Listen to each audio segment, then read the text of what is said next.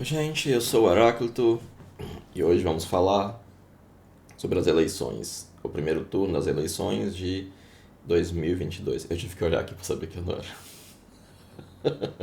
Eu tenho uma dificuldade, gente, desculpa, com datas. É, Eu tô com muita coisa para fazer, mas eu resolvi tirar um tempinho. Tem uma conferência quarta-feira que eu não estou escrevendo. Vou ter duas aulas que vão começar após, que eu vou ministrar essa semana. Mas eu acho que é indispensável fazer uma reflexão sobre o que aconteceu e o que está acontecendo, né? Coloca o microfone para mais perto.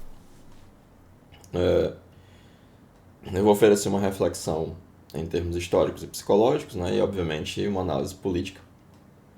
E também tentar responder a uma questão que chegou muito fortemente na minha clínica, dos meus pacientes, e de uma pessoa que me segue, que ela conseguiu sintetizar bem e disse: e aí, como conviver com o fato de que 50 milhões de brasileiros querem o Bolsonaro, preferem o Bolsonaro, votaram no Bolsonaro, né? Eu acho que é preciso, talvez, deixar claro para as pessoas que não me conhecem, né? Eu sou de esquerda, sou comunista. E, obviamente, eu sou contrário ao Bolsonaro. É importante que vocês entendam isso da minha equação pessoal. Eu, obviamente, não concordo. Não simpatizo em absoluto. Ao contrário, eu tenho uma ojeriza à figura. Mas além de ser professor, estou envolvido com política. Estive mais no passado, mas há muitos anos, né? Meu pai foi vice-governador do CID, eu sou do PT desde os 16 anos, pensando em sair, mas ainda sou, né? Tenho muitos contentamentos com o partido, não das coisas que a mídia atribui, mas de coisas mais internas, né? Em geral, que não são do conhecimento das pessoas que não têm uma vivência partidária. Mas é isso que eu vou fazer hoje, né? Oferecer essa reflexão. A primeira coisa é, isso já era óbvio, mas a imprensa liberal, ela costuma omitir, e o PT também tem se omitido desse debate, né? O bolsonarismo não é idêntico ao Bolsonaro. E agora nós temos dados materiais objetivos que nos ajudam a pensar isso. Damares foi eleita senadora em Brasília. A Damares é o mais puro suco de bolsonarismo, né? O mais puro chorume bolsonarista. Ela tem tudo, assim. Ela é tão caricata que é possível seriamente pensar sobre a saúde mental dela, assim. E ela representa, ela tem tudo, assim. Ela é misógina, ela é, ela é reacionária, ela tem esse componente neopentecostal que é indispensável para compreender o bolsonarismo. E esse é um componente psicológico importante que eu pretendo analisar. A Damares é completa, né? Ela é uma que vive de teorias da conspiração, tudo, né? E aí o Pazuello, que se nós vivêssemos num país sério, deveria estar atrás das grades, elegeu-se deputado federal mais votado do Rio de Janeiro, salvo engano. Moro, que de uma maneira vil, servil e covarde voltou a colar na imagem do Bolsonaro, se elegeu senador, o que é também irônico, né? Porque ele derrotou o cara que primeiro, o Álvaro Dias, né? Que primeiro o acolheu em um partido político, né? Vê-se que ele é bastante desleal. Dallagnol, Deltan Dallagnol, deputado federal, mais votado, Paraná. Você tem Mourão, senador, dois generais, um deputado, senador. Você tem o astronauta terraplanista, né? Eleito senador. Mário Frias, mais puro chorume bolsonarista, deputado. Você tem Salles, Você tinha a Damares, que era uma ministra das mulheres, uma coisa assim, misógina. E Salles, um ministro do meio ambiente ligado a madeireiras, né? Não podia ver uma árvore que queria derrubá-la, né? Deputado, todos com votações expressivas. E o fenômeno do Bolsonaro, que teve uma votação bem mais expressiva do que as pesquisas indicavam, apesar dos institutos terem cravado, dentro da margem de erro, a votação do Lula, né? Então o bolsonarismo, ele está vivo e bem, está forte. E a gente precisa entender o que é o bolsonarismo, né? Quais são os elementos que o compõem, como ele vem a ser, o que é que ele vem a existir. Eu vou oferecer uma reflexão. Esse é um tema complexo. Qualquer pessoa que diante de um tema complexo como esse lhe oferecer uma única saída, isso é uma burrice. Eu, inclusive, hoje tem uma página do Instagram que eu sigo de alemão e o cara disse: sabe por que as pessoas continuam votando no Lula? Porque elas querem lacrar na internet. É só pra isso.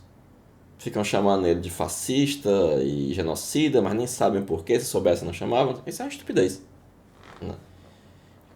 O Lula é um fenômeno complexo, você não tem como explicar por uma estupidez, isso é uma burrice, né? Eu até deixei de seguir o fulano lá, que era cor de alemão. Não tanto por ele ser bolsonarista, mas pela burrice, né? Isso é burrice.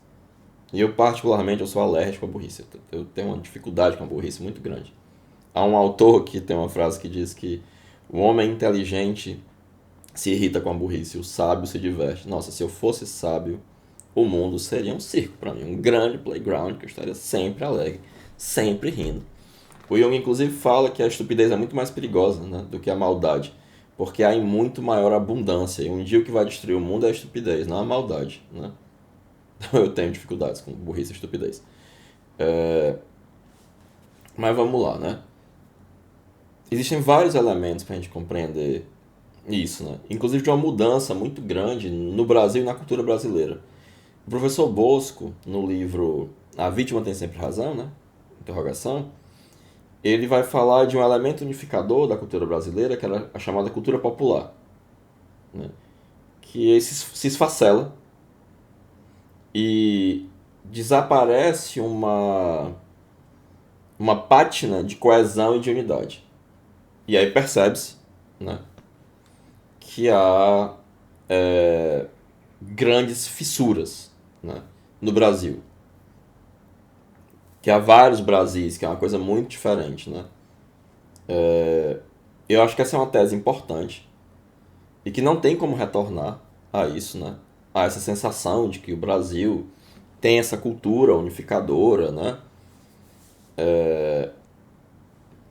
E que a possibilidade de comunicação rápida, ela uniu pessoas afins, né?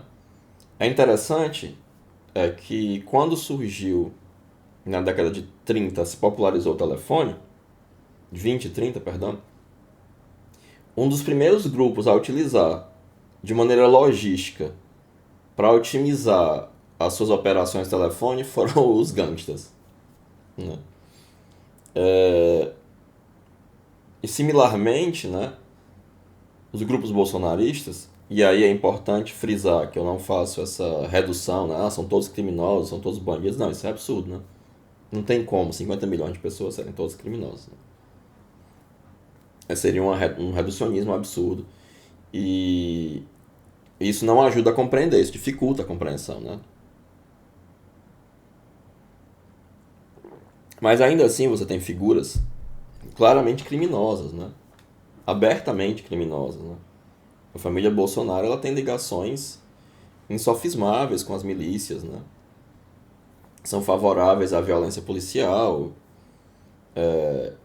são coisas que eles repetem à exaustão, são favoráveis à tortura, fazem homenagem a torturadores, né? E esse uso dessas redes sociais foi e tem sido muito mais eficiente, tem ligado, conectado as pessoas, né? E isso é um dado importante. Mas tem muitos elementos aí, né? Você pode até realçar didaticamente determinados elementos, mas não pode desconsiderar os outros, né? Eu gosto muito, eu sempre falo isso para meus alunos, de uma definição de interpretação no sentido hermenêutico do Clifford Geertz, que é um antropólogo norte-americano, que diz que interpretar é pegar um fenômeno complexo desconhecido e após a interpretação ele se torna um fenômeno complexo conhecido, né? Então não adianta fazer simplificações grosseiras, né? Senão não nos ajuda, né? Um outro aspecto eu vou fazer uma anedota aqui, né? Eu recebo AdSense, né? E eu já descobri que eu tava com um monte de AdSense que eu não recebia há um tempão para receber. E me foi dito, né, que o dólar caiu um pouquinho, porque o mercado financeiro estava animado com a possibilidade de Bolsonaro ganhar. Por quê? Porque o nosso mercado financeiro é liberal e o Bolsonaro, ele tem uma política liberal. Um dos primeiros a aplicar as práticas neoliberais, né, de Chicago, do FMI, foi o Pinochet, que era um ditador, né? Então, é importante compreender, né, que as posturas do Bolsonaro elas estão em linha com o pensamento liberal corrente, pelo menos em termos econômicos, né? Não tem a pátina identitária como tem nos Estados Unidos, né? E os liberais daqui eles assumem essa contradição, né? Eles são liberais na economia e conservadores nos costumes, né? O que em geral significa machismo, homofobia e racismo, né? Então, a fala do Guedes no Flow, ela é muito típica. Ela é emblemática, eu diria. Quando ele diz, tem um monte de recursos aí que estão imobilizados. Uma pessoa vem e me oferece 1 bilhão por uma praia. E eu quero vender, não, é da Marinha. Quando é do governo é de ninguém. Nossa, essa é uma frase absolutamente absurda, né? Mas, independente dela ser verdadeira ou falsa, ela nos apresenta a fotografia de um tipo específico de pensamento e uma psicologia, né? Se o Guedes pudesse, ele nos venderia. O Brasil é uma commodity gigante que, se não tivesse Estado, ela poderia ser entregue pelo maior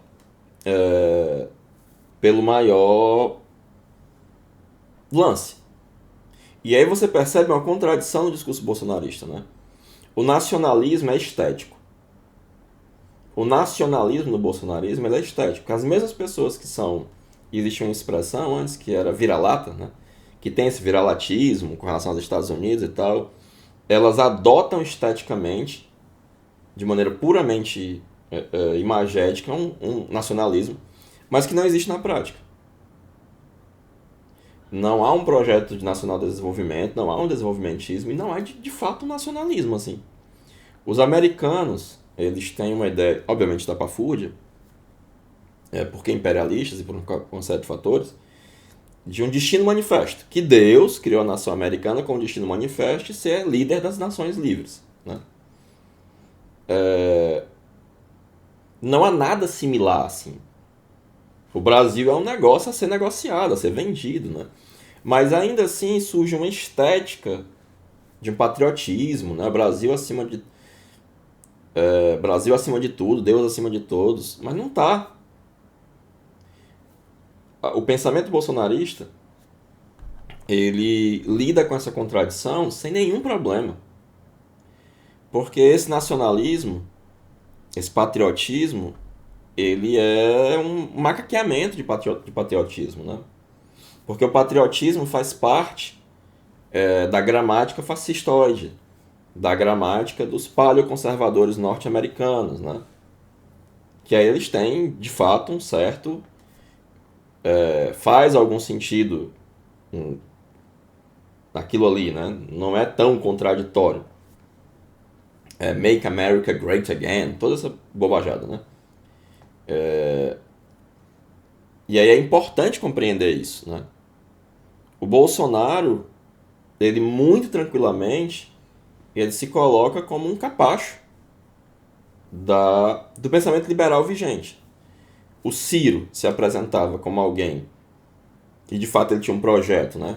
Mas que infelizmente a postura dele foi profundamente equivocada, a estratégia dele foi equivocada, né? Talvez ele tenha enterrado a carreira política dele, foi uma derrota acachapante, monumental, como um reformista. Então, obviamente, ele estava contra esse statement liberal. E o Lula, ele representa mais ou menos esse pensamento liberal. Nunca foi comunista. Qualquer acusação de comunismo com o Lula é completamente equivocada, completamente maluca. É engraçado, eu tinha um colega que era libertário, né? Essa maluquice. E ele foi fazer economia. E ele foi fazer uma disciplina com um professor que era sabidamente conservador e sabidamente liberal. E aí ele foi explicar por que é que o primeiro governo Lula era o melhor governo em termos econômicos nessa cartilha liberal. E ele ficou, assim, chocadíssimo. Mas para a cartilha liberal, não houve no Brasil nunca nenhum governo tão bom quanto o primeiro governo Lula. O que, obviamente, permite uma governabilidade. Há sempre uma desconfiança, porque, obviamente, o Lula não é muito representativo desse negócio, mas também não quebra com isso, não. Então há esse alinhamento do Bolsonaro. Há, obviamente, o fator do anticomunismo, né? Que é uma estratégia política e psicológica, né? Bastante batida. Os nazistas elegeram, né? O meu povo, os judeus, como o grande inimigo a ser derrotado, né? E os nazistas também eram anticomunistas, né? Também havia um anticomunismo. Inclusive, historicamente, o anticomunismo dos nazistas e o temor da Rússia soviética, né? Da Rússia da Revolução, fez com que vários países europeus tolerassem o Hitler. Mal sabiam eles que ele tinha assinado, por baixo dos panos, um pacto de não agressão com o Stalin para poder se voltar contra a Europa, né? Mas esse elemento é um negócio tão antigo, mas é incrível como funciona. É impressionante como funciona. Eleger um inimigo. E quanto mais fantasioso, quanto menos contornos fixos ele tiver, mais ele pode caber em qualquer coisa. E aí entra a gramática olavista, de oferecer uma explicação tão ampla que qualquer elemento objetivo, empírico, cabe nessa explicação e é um indicativo do marxismo cultural, do comunismo, né? É uma forma de estar sempre certo. Né? Isso é um fator crucial do bolsonarismo. Né? O militarismo, por mais que seja uma espécie de falso militarismo, né? E é importante salientar que o Partido Fardado é uma coisa, Mourão, Pazuello, esse pessoal é uma coisa, o Bolsonaro é outra, eles estão ligados, e é uma ligação umbilical, eles podem se separar. Né? O Bolsonaro usa bem essa história, né, do capitão. Ele é um capitão da reserva, ele nunca chegou ao posto de capitão. Ele não chegou a ser expulso do exército, mas ele foi aposentado compulsoriamente para se livrar de um problema. Né? Bolsonaro era um problema, foi um péssimo militar. Né? Oh, minha especialidade é matar, tá ok? Que nada. O cara tava com um revólver na cintura, foi roubado. Uma balela, né? Mas balela ou não, isso faz parte desse mosaico que compõe isso. Né? E um inimigo comum, fantástico, né, que parece estar nas sombras, mas que ao mesmo tempo está em toda parte, esse aspecto paranoide, né, é fundamental como elemento unificador. Né? E aí tem uma coisa que eu sempre falo ao discutir esse tema, né, é que eu cresci na década de 90, né, 80, 90. Nessa época, todo mundo era o Bolsonaro. O comportamento do Bolsonaro, que hoje em dia é tido como destoante devido a um certo... E aí nisso o Olavo tinha uma certa razão, que o diabo tenha, né, em péssimo lugar, é que culturalmente, de fato, houve uma certa vitória da esquerda. Por estranho que pareça, você tinha um pensamento conservador muito coerente, até a ditadura militar. A ditadura militar não investiu nada nesse pensamento conservador, inclusive fez com que ele desaparecesse. E passou a haver uma certa hegemonia cultural de esquerda, em uma ocupação de espaços da esquerda, né? E aos poucos foi havendo uma mudança ao ponto da Butler dizer: ganhamos a guerra cultural. Nossa, de onde é que ela tirou isso? Mas de jeito nenhum. E nós estamos vendo isso em toda a parte. Na Itália, nos Estados Unidos, no Brasil. E aí você tem esse elemento. Nossa, quando eu era adolescente, existiam centenas de piadas misóginas de loira. Da loira burra. Mas centenas, centenas. Era comum contar piadas racistas. Comum. Eu tinha poucos amigos negros, porque eu estudava numa escola de elite fortalezense. E obviamente é uma escola de elite fortalezense, há poucos amigos negros. Mas eu tinha um amigo negro que ele colecionava piadas de negro. De tanto que ele tinha ouvido e tal. E era isso. Eu cheguei a ouvir de um professor de física, né? Ele dizia a seguinte coisa: abre aspas, né? Como é que pode a filha do Chico Buarque casou com o Carlinhos Brau, um homem de olhos claros, e ela casa com aquele macaco? Fecha aspas. Numa sala de aula para adolescentes, num colégio de elite de Fortaleza. Esse mesmo professor fazia piadas abertamente homofóbicas contra um professor de física, que diziam que era gay, pouco me interessa, não sei se ele era ou se ele não era. Né? Isso era corriqueiro, comum. A nossa sociedade, ela tem uma coisa conservadora e perversa muito forte, muito intrínseca, né? Durante todo o período da escravidão no Brasil, que foram 300 anos, a tortura era legal. Você podia torturar outro ser humano desde que ele fosse negro. Tem um livro muito interessante, que eu peguei emprestado pela senha da biblioteca do meu pai, chamado Capitão Mouro. Que ele é um romance histórico, mas ele obviamente traz elementos documentais, né? E tem um momento que ele narra as barbaridades pelas quais os escravos negros passavam. E era ok. Como, por exemplo, uma senhora casada com um senhor de engenhos, uma senhora branca, portuguesa,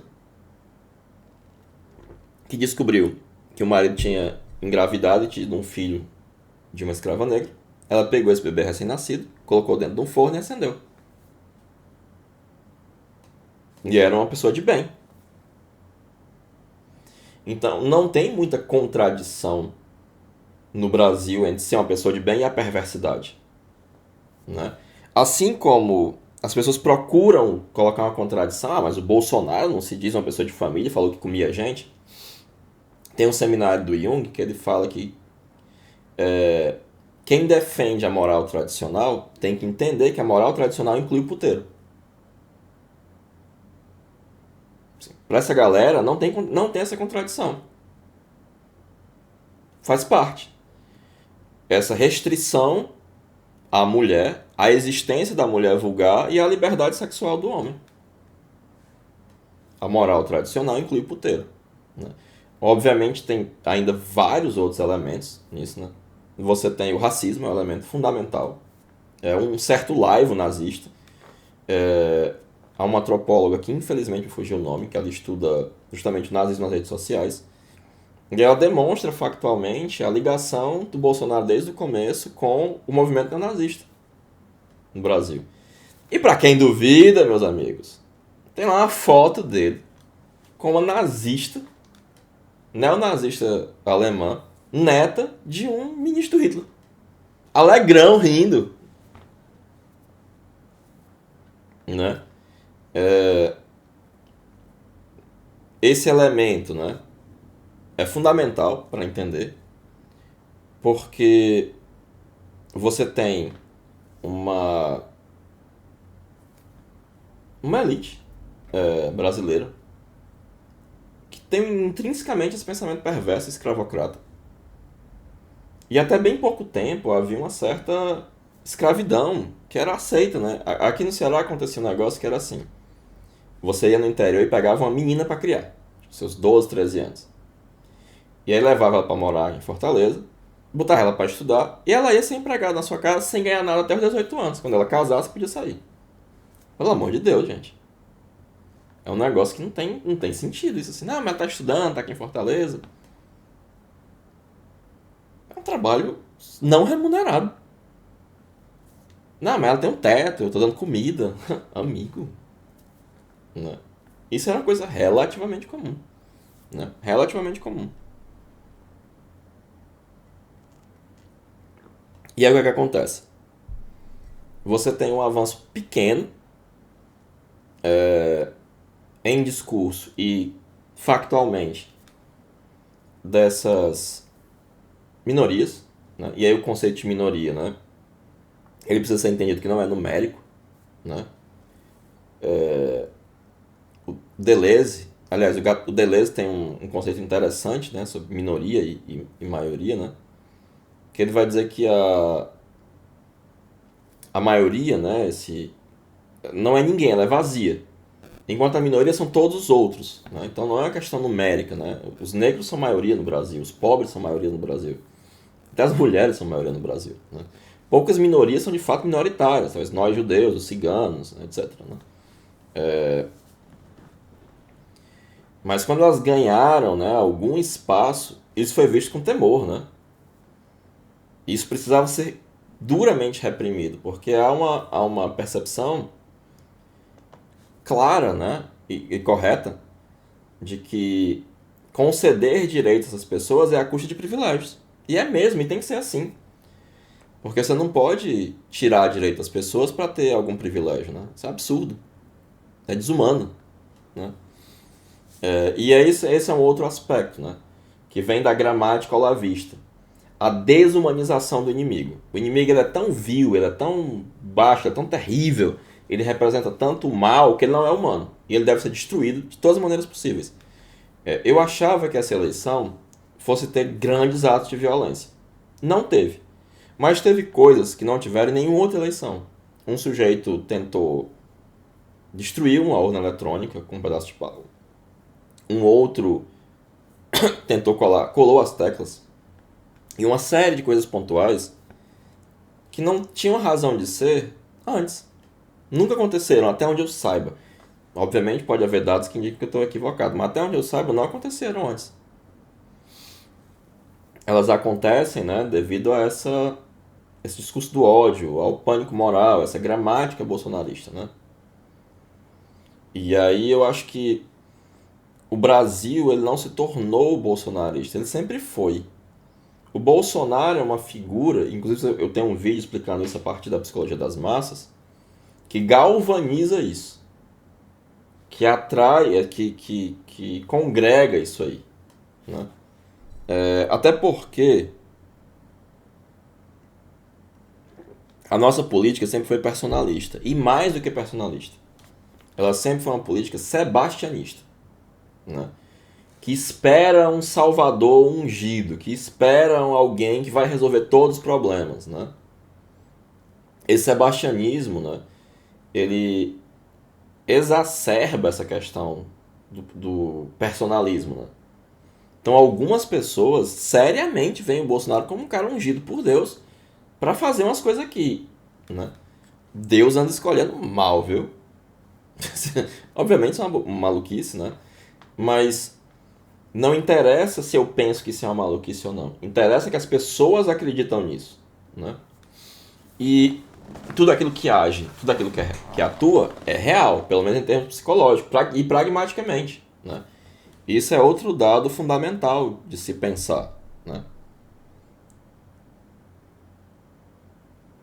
E aí o que que acontece? Nós estamos descobrindo que milhões de pessoas, de fato, simpatizam com um sujeito que é tosco, abjeto, vil, perverso, né? Insensível, francamente burro, né? Eu diria até que mais, ele é muito claro ali uma certa dificuldade cognitiva. Ele tem dificuldade de concatenar os pensamentos, de falar, né? É muito claro isso. E mais, o Schleiermacher, ele fala uma coisa interessante, né? Para você entender um autor, você tem que entender o público ao qual ele se dirige. Porque, obviamente, ele quer ser compreendido por esse público. E ele vai se adequar, em certa medida, à maneira como esse público espera que ele fale. Então, o discurso bolsonarista, que a nós, né, soa tosco, burro, esquisito, deselegante, feio, ele é efetivo com as pessoas que ele tem que ser. E ele convence uma série de pessoas, né? E aí, obviamente, você tem agora uma série de liberais esclarecidos, né, que abandonaram o barco, especialmente devido ao golpismo, né, do Bolsonaro, porque o liberalismo ele gosta de defender essa coisa em abstrato, né, da democracia, que de fato é um valor importante, mas eu concordo com o Jones Manuel, né, a defesa disso em abstrato para o povo trabalhador não interessa, né? Interessa compreender que o Bolsonaro é o arquiteto da tragédia brasileira, né? Que a gasolina tá cara, que o leite tá caro, que a carne tá cara, que tem desemprego, culpa dele, né? A defesa abstrata da democracia, né, é bom para os liberais, que enfim o liberalismo é uma fantasia, né? Eles gostam de defender fantasias, né? Só existe abstratamente. Então a gente tem todos esses componentes, né, para compreender o que é esse bolsonarismo e por que agora a gente está vendo isso, né? E essa ascensão disso, né? A gente teve uma ascensão do neopentecostalismo, da teologia da prosperidade, que eu acho um absurdo teológico, mas o que eu acho pouco importa, importa que tem gente que acha que isso é certo, né? E há esse componente religioso, e aí entra a importância de uma análise psicológica, né? A Marisa von Franz fala, ela conta uma história, que quando Jung ele estava no norte da África e visitando regiões árabes, ele achou belíssimas as mesquitas. Elas eram suntuosas, grandes, muito bonitas, mas que as casas, mesmo das pessoas ricas, eram muito simples. E ele, curioso, ele foi conversar com um sheik, que é uma autoridade religiosa. E aí o sheik disse: por que eu investiria meu tempo e meu dinheiro numa casa que eu vou viver talvez 70 anos? Eu tenho que me preocupar com a casa onde eu vou passar a eternidade. E esse é um dado fundamental para entender por que as condições materiais objetivas podem não ser eloquentes o bastante para os bolsonaristas. Porque esse elemento dessa psicologia religiosa é fundamental. Você pode dizer, tudo bem, a comida tá cara, a gasolina tá cara. Mas se esse cara é um enviado por Deus e tem uma missão, e eu vou penar aqui uns anos, mas quando eu morrer, na eternidade vai estar tudo ok. Isso que eu não preciso resolver agora. Vão se resolver na eternidade.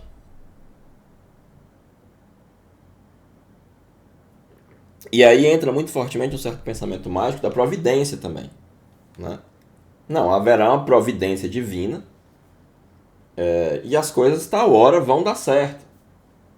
E você sempre pode colocar na conta desse inimigo imaginário, vago, os problemas, né? Que o discurso do Bolsonaro, a culpa é de quem falou que ficasse em casa, da economia tá ruim, né? A despeito dele se se declarar incompetente o tempo inteiro, né? Mas isso não importa. Então, esses elementos, né, formam esse caldo do bolsonarismo, do qual o Bolsonaro emerge. Ele não criou isso, ele emergiu disso, né? E você vê que o imaginário do Bolsonaro continua forte. Por mais que, sim, as condições materiais objetivas, especialmente dos mais pobres, levam com que esses mais pobres digam, não, olha, não dá. Né? E de fato, é muito tranquilo de perceber que o governo Lula foi melhor. Nesse quesito, das condições materiais objetivas. Por mais que ele não flertasse com esse conservadorismo, esse autoritarismo que a gente tem. Uma vez, uma outra anedota emblemática, né? Aqui no Ceará existia um sujeito que ficou famoso, quase folclórico, chamado Seu Lunga, que era um velho, que era muito grosso. E aí surgiram várias piadas do Seu Lunga. E aí um dia foram pra, sempre iam entrevistá-lo, era sempre engraçado. E aí eu assisti uma dessas entrevistas e ele dizia assim, esse negócio de tatuagem, negócio de brinco, se eu fosse presidente eu proibia. E aí é interessante para você perceber uma certa incompreensão popular da função do presidente. Ele não legisla, né? E uma espécie de compreensão de um poder imperial do presidente, de um poder autoritário, né? Ou a projeção disso no presidente, né? E essa é uma compreensão popular, né? Arraigada. E o Bolsonaro surfa nisso psicologicamente. E aí há uma série de equívocos ao se pensar no enfrentamento do bolsonarismo, né? Por exemplo, qual que eu acho que é o equívoco fundamental do Ciro? O Ciro é claramente uma pessoa iluminista, quase positivista. Qual é o raciocínio que subjaz ao Ciro, com aquele tom professoral, técnico dele? As pessoas vivem em engano, porque elas são ignorantes. Eu vou trazer a luz, eu vou explicar para elas, eu vou dizer a verdade, eu vou explicar direitinho. E em geral ele explica direitinho, ele tá certo. E as pessoas vão sair do engano. E ao sair do engano, elas racionalmente vão vir pro meu lado que expliquei as coisas certas para elas. E aí tem uma passagem do Tipos que eu acho que é emblemática para entender por que o Ciro não dá certo. Que ele diz, olha, a, a, o pensamento, pensar, ele demanda uma penosa transposição para ele ser entendido. Os afetos, o sentimento, ele é entendido de imediato.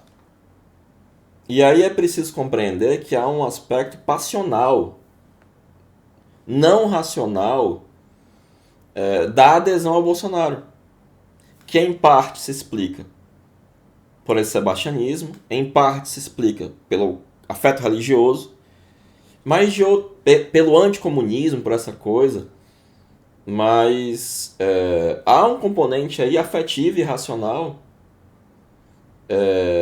que não tem como ser combatido racionalmente, a não ser no sentido de permanecermos nós racionais, né? Lutar para manter essa integridade da razão mínima assim, em nós. O Lula, diferente do Bolsonaro, é um grande comunicador. Para usar a expressão do Ciro, é esse encantador de serpentes. Ele é mesmo. Ele é mesmo. Hoje em dia eu não tenho simpatia pela figura do Lula. É óbvio que eu vou votar nele. É evidente que eu vou votar nele.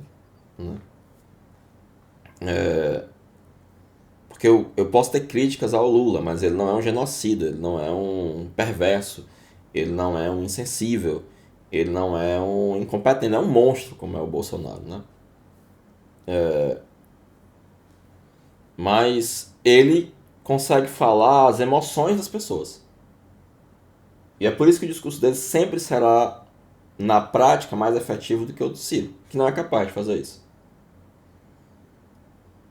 Ao contrário, a retórica do Ciro é antagônica a isso. Né? E aí eu dizia, né, que eu não tenho mais tanta simpatia pelo Lula, mas quando eu vi o jingle, que lembrava aquele jingle Lula lá, nossa, eu quase chorei. Eu fiquei emocionadíssimo. Uma coisa completamente desarrazoada. Todas as minhas críticas ao Lula desapareceram, voltaram no Lula agora. Lula já. Foi emocionalmente avassalador, né?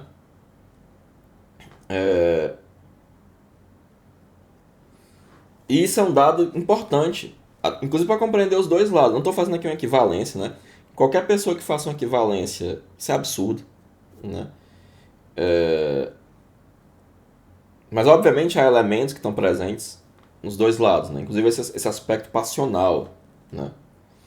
Que é fomentado pelos dois lados. De novo, não estou aqui fazendo uma equivalência, né? Há diferenças abismais entre o Lula e o Bolsonaro, né? E foi um erro do Ciro fazer essa equivalência, né? Só serviu à direita, né? Mas e aí? A gente descobriu o que a Hannah Arendt descobriu. A Hannah Arendt, uma judia, filósofa, que foi aluna e amante do Heidegger, um nazista, desgraçado, que esteja queimando no fogo do inferno, que esteja mal, que esteja lascado, e que esteja queimando no mesmo poço lá do Olavo, outro nazista, vai ao julgamento lá em Nuremberg, esperando ver monstros, e vê uns tiozão que diziam, não, tava cumprindo ordens, era isso. Não sei nem porque eu tô me julgando aqui. Eu tava fazendo o que era pra fazer. E ela vai pensar justamente nessa banalidade do mal, né? Há algum tempo eu vi eu não me recordo se é um documentário, é um filme, sobre a ditadura, né? E que o mesmo cara que jogava futebol de botão com os sobrinhos no final de semana era o cara que botava a pessoa no pau de arara e praticava os piores horrores, né? E aí a gente tá diante disso, né? Meu vizinho legal e tal, que faz piada e assiste o jogo com ele às vezes, votou nesse cara. Ele concorda com algum desses elementos, pelo menos. Poucas pessoas como a Damares compram o pacote completo. Mas algum desses elementos, em qualquer das pessoas, captura, né? Porque há um certo elitismo, né? Há uma certa violência, uma retórica da violência e uma retórica da solução fácil, né?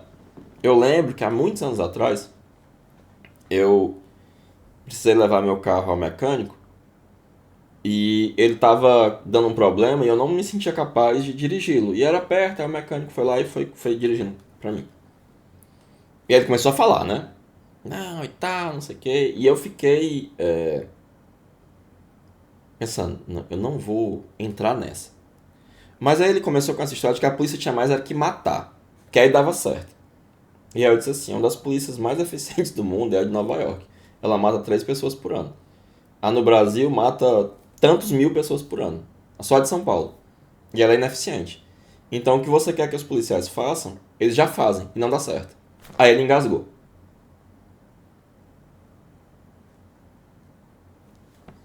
Porque a violência policial, ela não serve para combater o crime. Ela serve para repressão social. Eu pratico artes marciais há muitos anos, né? E aí você sempre convive com policiais que vão praticar artes marciais porque precisam disso e não aprendem isso, a formação deles é muito ruim. E aí um dia tinha um tenente lá no Kung Fu que eu fazia, ele começou a explicar um monte de coisa. E ele explicou como é que se algemava muita gente. Várias técnicas, pra você pegar 10, 20 pessoas, algemar, não sei o quê. Eu disse, rapaz, raramente você vai precisar algemar tanta gente. Isso não é para reprimir o crime. Isso é repressão de movimentos sociais. Eles não aprendem isso, né? Pelo menos até o dia que esse cara me falou, que não faz tanto tempo assim. Mas e aí? O que fazer? Como sobreviver psicologicamente a essa revelação do óbvio. Que vivemos numa sociedade perversa, reacionária, com elementos de uma religiosidade estranha, né? Não estou aqui demonizando a religião, longe disso. Eu mesmo sou um religioso. Sou um judeu praticante. Há pouco tempo estava na sinagoga para celebrar o Rosh Hashanah. Para quem é judeu, Shana Tová. Shana Tová e Metká. E eu não, longe de mim, né, como junguiano, demonizar a religião, né? Essa postura fuebarquiana, né? Isso não me interessa, eu acho isso falso. Filosófica e psicologicamente, né? É uma ideia iluminista que não procede. Mas há esse elemento, e é esquisito, é preciso ser pensado sobre isso, mas como, né? Obviamente cada um de nós precisa chegar a um termo com isso, né? Algumas pessoas vão se isolar ainda mais, e eu não creio que essa seja uma saída boa, mas pode ser uma saída que temporariamente seja útil, né, para alguém, porque é difícil encarar isso. Mas tem algo que o Jung fala que nós só podemos enfrentar o inimigo que conhecemos. E esse é o problema da neurose, que é um inimigo desconhecido. E agora nós somos expulsos de um certo paraíso. Uma certa inconsciência artificial foi suspensa. E por mais doloroso que seja, agora a gente tem um problema. Quanto mais consciência, mais problemas, dizia o Jung, né? Que é melhor do que loucura, que é melhor do que um sintoma. Né? E agora a gente tem consciência de uma situação terrível da nossa nação. E eu acho que é mista de que as pessoas que percebem isso como ruim, como daninho, como desumano, não fiquem mais caladas, né?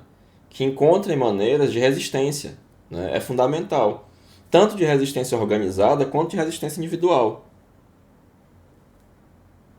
Mas obviamente não tem uma resposta mágica, né? E o que fazer com esse conhecimento, né? A primeira coisa é não retroceder, é entender e encarar isso aí com todas as dores que isso traz, né? E enfrentar isso de alguma forma, né? Politicamente a gente tem que enfrentar, mas ao mesmo tempo é preciso também entender que o bolsonarismo não é o Bolsonaro, que ele surge desse caldo, que inclusive é justo que leve o nome dele, que ele é tão ruim, né, que ele é o campeão de ser péssimo, né? Que ele merece que esse negócio horroroso tenha esse nome.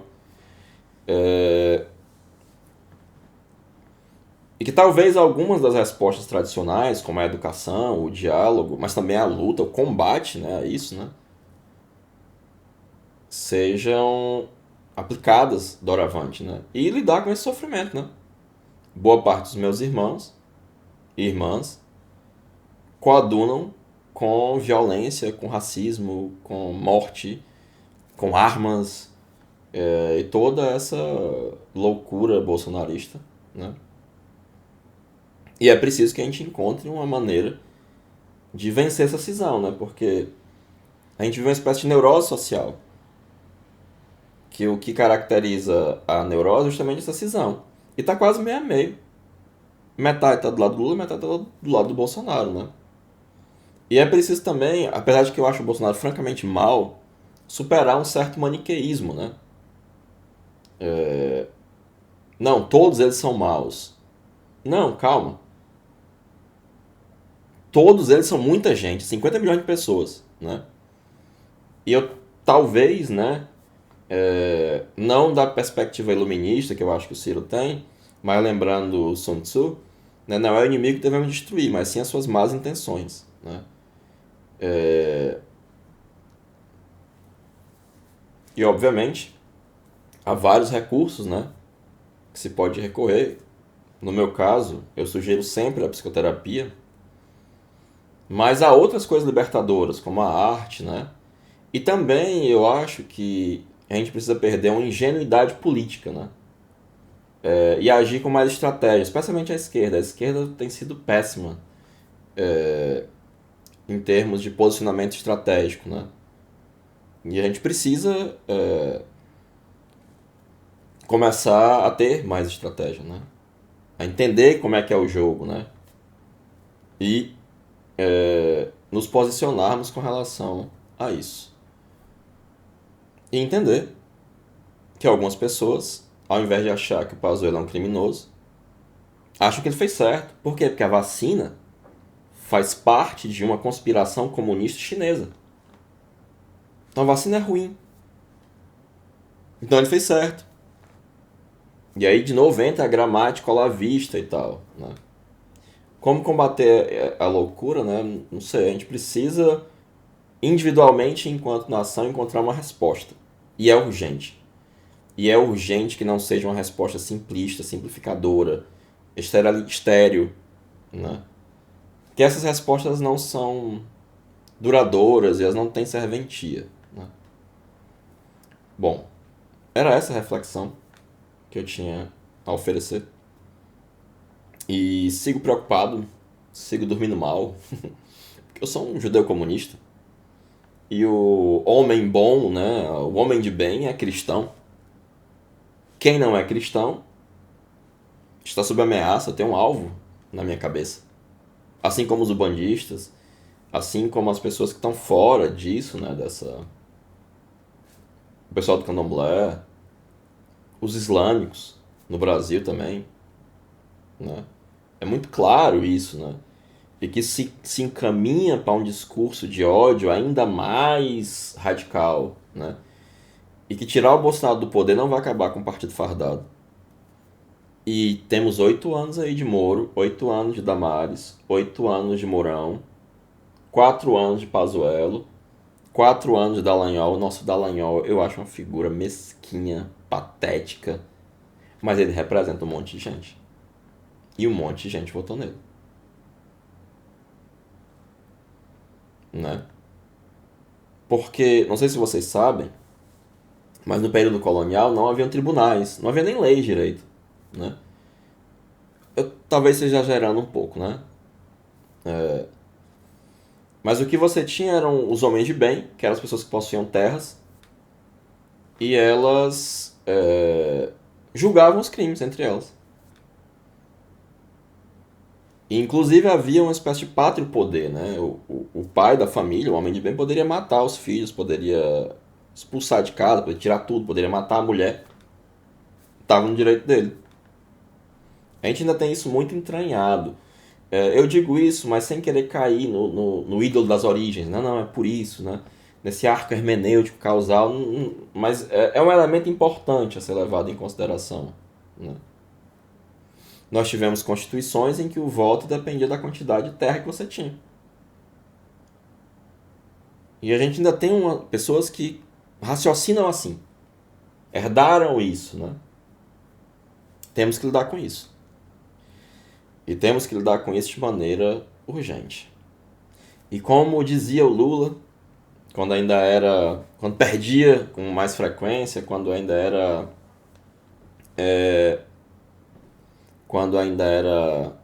um sindicalista, a luta continua. E eu acho que mais do que nunca não podemos esmorecer. Então, hasta la vitória sempre. Até mais, gente. Sigamos aí, apesar das trevas.